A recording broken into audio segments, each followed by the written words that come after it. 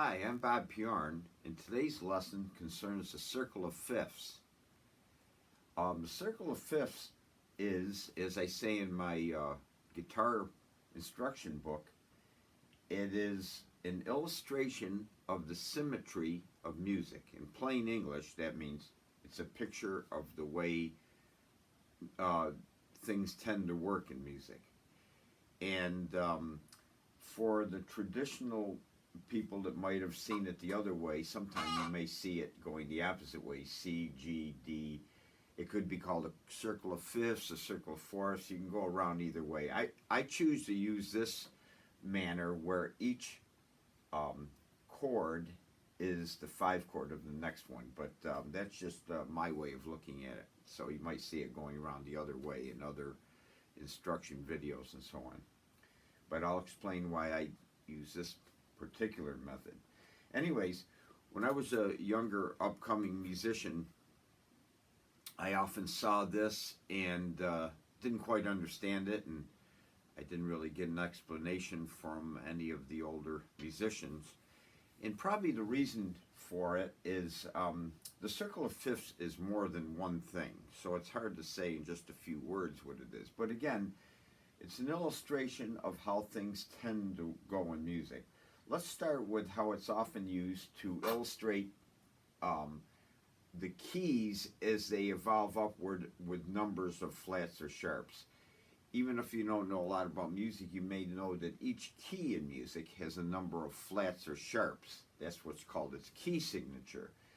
One thing about the circle of fifths is it shows in increasing numbers the numbers of flats each key would have. For example, we say that the key of C has no sharps or flats as its key signature. The key of F has 1 flat, the key of B flat 2 flats, the key of E flat 3 flats. In going around this way, the key of G has 1 sharp, the key of D has 2 sharps, and so on.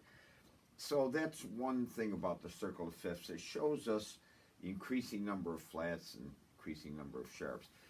But I want to look at it in another way as an illustration of how chords tend to progress in music and how you can make use of that, and also using it as a practice vehicle, which I'll show you.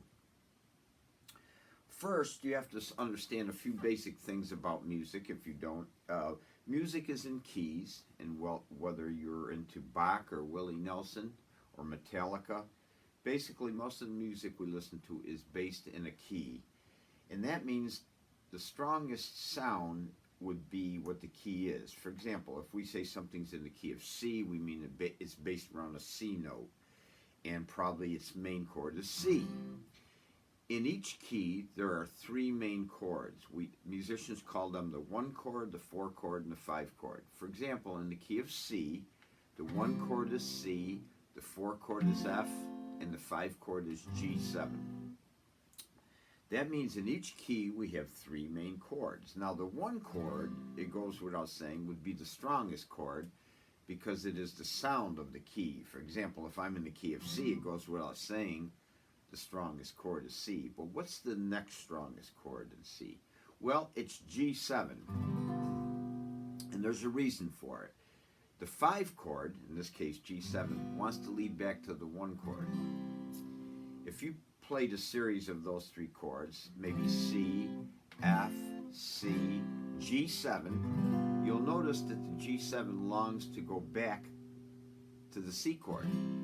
That's a rule of music, that the 5 wants to go back to the 1. Your ear wants to hear it resolve. It may not always get there, and that's what creates some of the tension of music, but it does. The 5 chord tends to want to go back to the 1 chord. So in one way, what we have the circle of fifths, each of these chords could be the 5 chord of the next chord. And that's important because each of these chords wants to lead to the next chord. And as an example of that, I'll play all around the circle of fifths, starting at C in a simple shuffle rhythm, and it'll sound very song-like. C, F,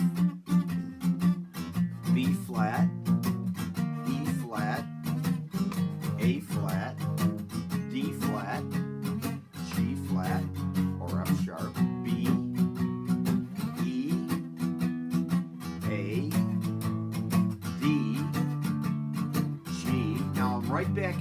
G, and I could just keep going. F, and it would go on seamlessly. Notice that down here, some of the chords, this is called enharmonic. The word just is a fancy word meaning could be written the same, but written differently, but actually comes out the same. D flat and C sharp are the same note or the same chord.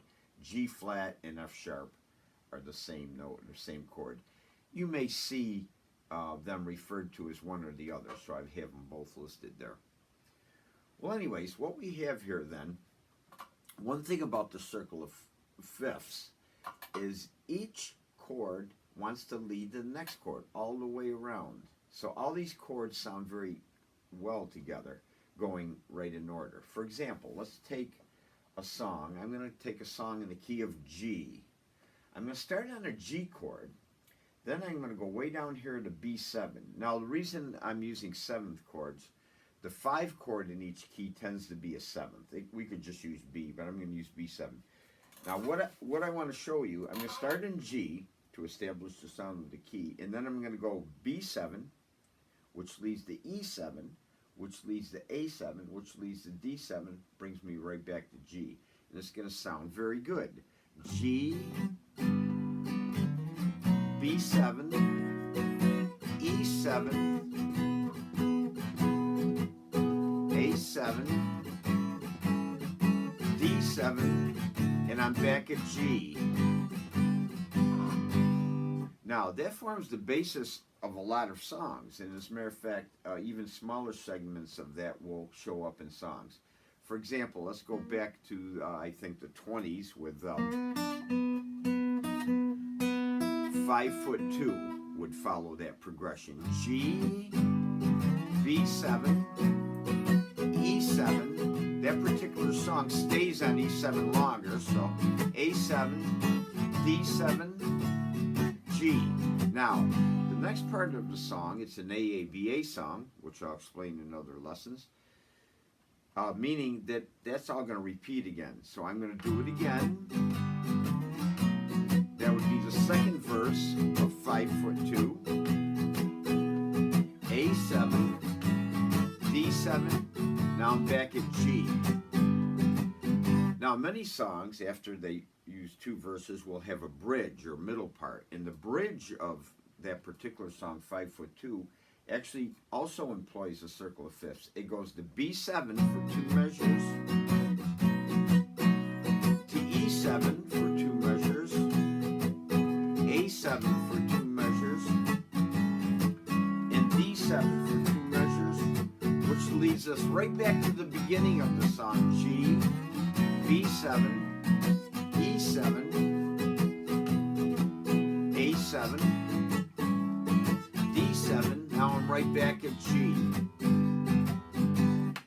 Now, so that song in particular, and many, especially many songs of that era, tended to use chains of chords from the circle of fifths. They might have maybe not gone down as far. They could have actually just gone to E7, A7, D7, and G.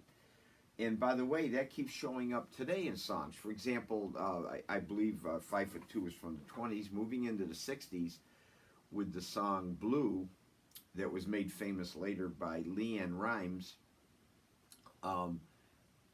Blue is exactly the same song. I believe it's Leanne Rimes' version is an A, but it's exactly the same set of chords as 5'2".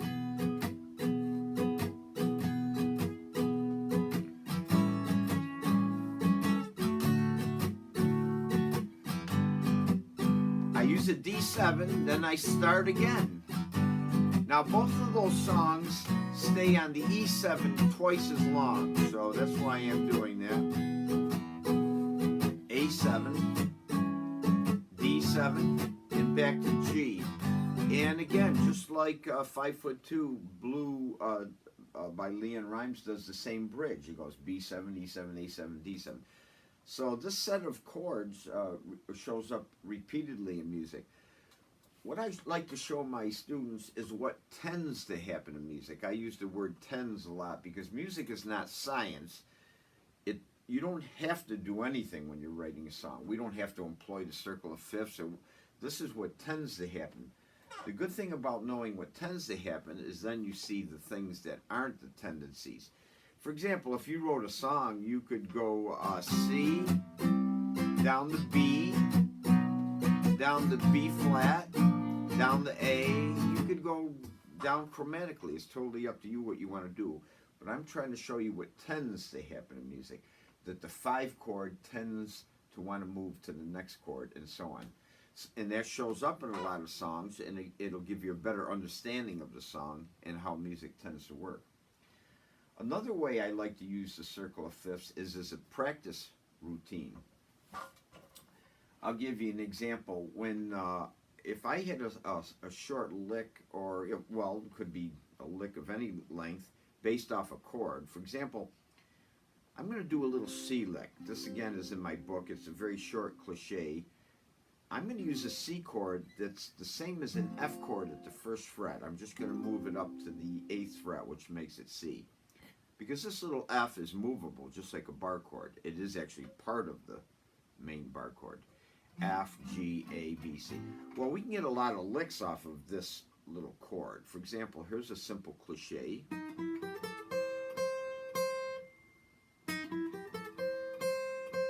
I'm starting on the 3rd string, 8th fret with my 1st finger, and then the 9th fret of the 3rd string with my 2nd finger, and then the 2nd string with my 1st finger, 2nd string 8th fret, and then 2nd string 10th fret with my 3rd finger, and then the 1st string with my 1st finger. And here's the little cliche.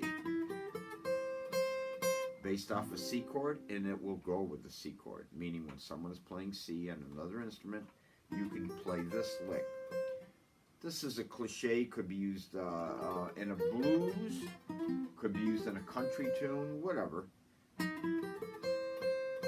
Now, if I want to get that lick under my belt and have it ready whenever I want to employ it in a song, what I might want to do is practice it at various places. And a great way to do that is to practice around the circle of fifths. It makes you think a little more, and also it sounds good, but it's the way chords tend to move. For example, I'll do that lick around the circle of fifths. F, B flat, E flat, A flat, D flat, G flat, B, E, A, D, G, and I'm back at C. Now, I've done that many times, so I'm pretty familiar with the circle of fifths. When you first do that, you may want to look at it as you do it and practice licks that way. Again, when I was an up-and-coming musician and books showed scales and licks and whatever, they would tell you, well, practice that chromatically up the guitar. Well, that may be good to do for various reasons, but it's better to actually practice your scales and things around the circle of fifths. It's more realistic, make you work a little harder. For example, I'm going to use this one major scale, and I'm just going to go around the circle of fifths with an F, B flat, E flat. So that's a good way of practicing. It makes you think a little more and learn your guitar better. So you could practice anything around the circle of fifths. Makes a great routine for your scales and cliches like we just did there. Now, the next thing is that the circle of fifths can be shown, as I said, going the other way too. So we could refer to it as the circle of fourths. So if you see this picture going the other way, don't be confused by that. I just tend to use this way to help people see this relationship of the 5 chords and 1 chord. Another cool thing about it, if I encircle any 3 chords, the middle one is the 1 chord in that key, the one over here is the 4 chord, and that's the 5 chord. For example, here would be the 3 main chords in C. If I went down here, here's the 3 main chords in D, D, G, and A. If I went down here, here's the 3 main chords in the key of E. I have E, A, and B. So again, the circle of fifths is a representation of the way things tend to go in music. It shows you your increasing number of flats, increasing number of sharps. This could be the five. This is the 5 chord of that, which sounds very good as you play your chords around it, and you can go right around it, and it'll sound very rewarding and musical because each chord wants to lead to the next chord. So that's a little something about the circle of fifths, and if you have any further questions, there's all kinds of things on the internet to explore this from another viewpoint. This is the way I teach my students. This seems to work well. So hope to see you on some future lessons.